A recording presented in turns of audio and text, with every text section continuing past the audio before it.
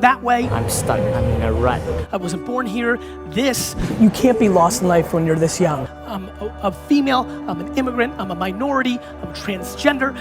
Excuses, reality. The problem is, nobody cares. Your lack of patience is killing you. It's slowing you down and everybody else. Your need of things is killing you. I don't need a fucking watch, I don't need a fucking whip. You need to be happy. Because happiness drives everything. You're not lost in life, you're just early in the process. Everybody's trying to prove something so early. You fucking wrap your head around not giving a fuck about any advancement till you're 29? Please, whatever it takes, call your grandmother, go to your great grandfather's burial spot, go back to the old country, go to a shelter, do something. Do something that recalibrates your perspective on what is actually going on here. Every person in here fucking won the lotto. You won. Way too many people have made decisions without ever trying. Everybody's judging themselves way too early. You can literally do 4 different things over the next 2 years, 6 months at a time to figure out everything that you think you might like, you should try to do. Doing something around passion is very similar to love. You're blinded because you like it. It's not rational. It's not rational. The number one reason I push patience, man, patience. Everybody's looking up to audit themselves where they are now, is because patience will give you the air cover to take risks. Time is your asset. What I would do is gather as many experiences as possible. The one thing a 20-year-old has over me is 20 years. Get the fuck out of the machine for a second and think about what you're doing here. You get optimism and patience, you're fucking off to the fucking races. The 99% that achieve are willing to sacrifice, be persistent, put in disproportionate work, and think in 50-year terms, not 50-day terms. Just close your eyes until you're 29. Just close your eyes until you're 29.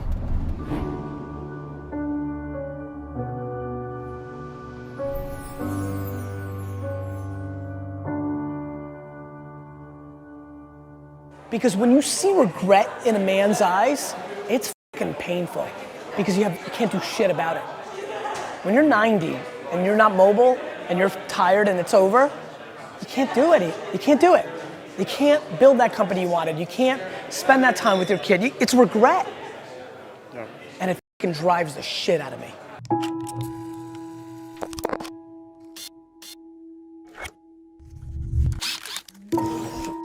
No, look, I think failure has to be quantified. If you fail that you never can get up from it again, that's not a good failure. I think failure and adversity are the two things I think about. For me, as an entrepreneur and very entrepreneurial and always in my own stuff, all the failures along the way, even going back to like the baseball card show when I was 13 that I paid $400 for a table and nobody showed up to that baseball card show. That was a learning lesson. Those micro failures were super, super important. I think, it depends on your stomach, right? Like if you really fail, like go out of business, I think people take one of two ways, right? They're like just finished and they're never able to get off the mat and they go in a different direction. So to me, I think quantifying the failure is important to me. They gotta change, you gotta evolve. Like Madonna did it right. She reinvented herself 14 times. That's why she had a long career. Like you've gotta reinvent yourself. So let's talk about sports. When you're the best athlete and you're like the guy and you're like one of the top 15 players, Draymond Green, he's my buddy. Draymond really worked on his game every offseason. Ricky Rubio, the flashy point guard from Minnesota, if he developed his outside shot, he would have been a much bigger player. He had all the passing skills, the quickness, he's got everything. If instead of going to Ibiza and f***ing chicks in the off season, he worked on his 18-foot jumper, he'd be in the game. If you have ambition, your actions have to match that. And too many people are just like not putting in the work. Their mouth is way ahead of their fucking, actions. Like, really? You're gonna be the greatest NBA player of all time? Why? Because you think you got a little handle on the weekends? You need to shoot 15,000 free throws before school every day. What did you do from Friday 5 p.m. until Monday 7 a.m.? I'm just curious, and I don't think you shouldn't have a weekend, but I think everybody's ambition actually is more predicated on their actions than their words. My friends tell me all the time they're so ambitious, and I'm like, if that's true, then you punt leisure and you punt concerts at Jones Beach and you work. I realize what's going on here. One life. I realize that I'm living like this is our only at bat, and most of you aren't. People fucking walking around here like they're coming back. People fucking walking around here like they're coming back. You're not coming back. Well, listen, I don't want to impose my beliefs on others. Maybe you believe you come back. I believe you come back as a tree, or a flower pot, or D-Rock sneakers. And that blows compared to being a human. And so I'm acting that way. I'm acting that way.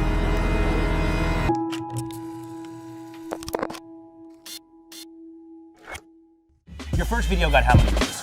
30, 75. I mean, like, you know, nobody watched, right? So like when I get emails, which I get 50 of them a day for entrepreneurs, of like, hey, like I know you always talk about patience, like I've been doing this, it's not working, traction, should I give up and do something else? Inevitably I'll email back and be like, how long have you been doing it? Oh, 4 months. And I'm like, fuck you. You know, like you want this to be your life and you're giving up after 4 months? Are you out of your mind? Patience is grossly underestimated. You know, I was very successful, my wine business is growing. Now I start doing this show and spending all my time trying to promote this show, and the sales of Wine Library start flattening out because I was the engine. The show wasn't getting watched, but I knew this was right, and the show really didn't take off until mid-2007, a year and a half in, of 5 days a week of doing a show, getting only hundreds, then a couple thousand views. Gotta keep putting in the work every day. 1 is better than 0. Gotta keep putting in the work, putting in the work, putting in the work. There is no quick cure. The hard work matters, and the patience is what overrides it, right? I don't need to get mines at 25. Heck, I don't need to get mines at 45. This is a long, long game. I'm very driven by the climb, right? I think being an immigrant, I guess, or just having this DNA, I don't like winning. I like losing. I like the struggle. I don't give a shit about the stuff that comes along, but the game is my drug. Like there will never be a game over for me. There's no dollar amount.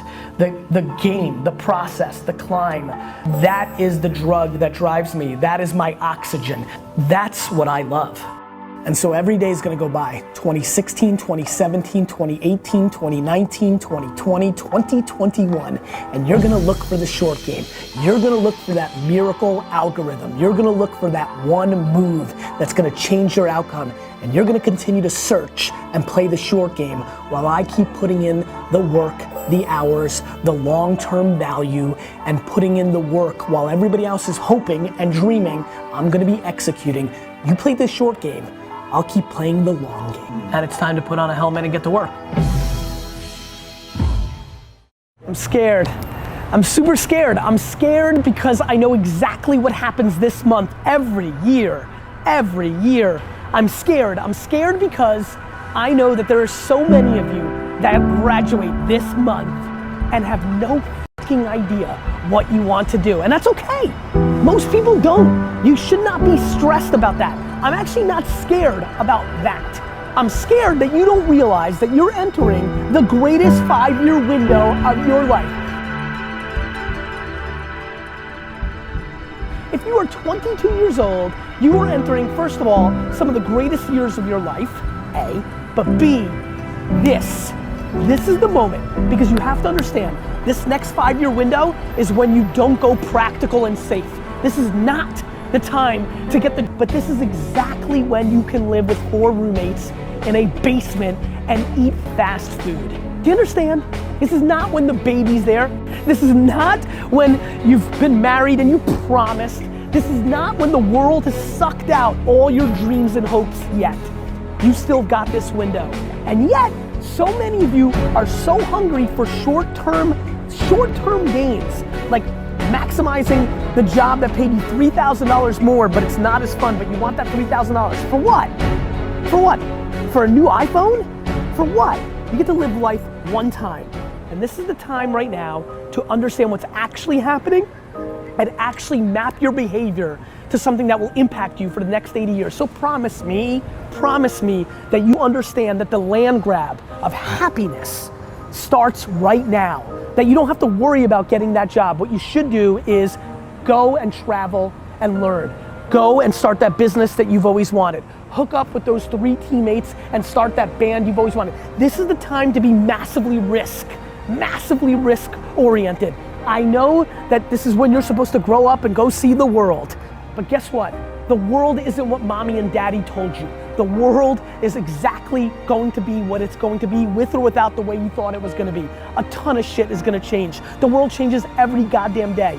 Right now, what you need to recognize is you can afford to. And again, because I'm scared, I can hear myself talking. I'm not saying it's the secret, it's practicality. When you are in your early 20s, this is when you can grind at your highest levels, because there isn't all the baggage that comes across from life. It's harder for the 42-year-olds that are watching right now to listen to this advice. You can't just wake up tomorrow and be like, let's go. Because little Sally has soccer fucking practice. And because you've got a million other things that are holding you down. But boy, if you're lucky enough to be graduating today with not an idea of what you're gonna do with your future, nobody's ever been luckier than you. Please recognize it.